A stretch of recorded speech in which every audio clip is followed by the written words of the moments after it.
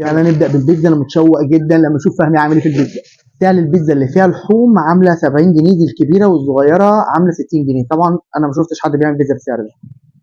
ده شكل البيتزا عند فهمي. مش عايز اقول لكم ريحه حلوه جدا جدا جدا. انا جبتها بسطرمه لان بحب البسطرمه، قلنا نجربوا البسطرمه بتاعته. ده شكل البيتزايه. شايف ان حجمها وشكلها كويس جدا. يلا بينا ندوق الطعم. حاطط شوكه، وطبعا احنا مش عايزين الكلام ده. ده شكل السلايس، وده شكل العجينه بتاعته. العجينه طريه قوي، والريحه ما اقولكوش على الجمال بصراحه. بسم الله. بص، هو في غلطه كبيره حاصله. هو تقريبا البيتزا مشكل، لان شايف فيها بسطرمه، واللي دقتها دي فيها لحمه.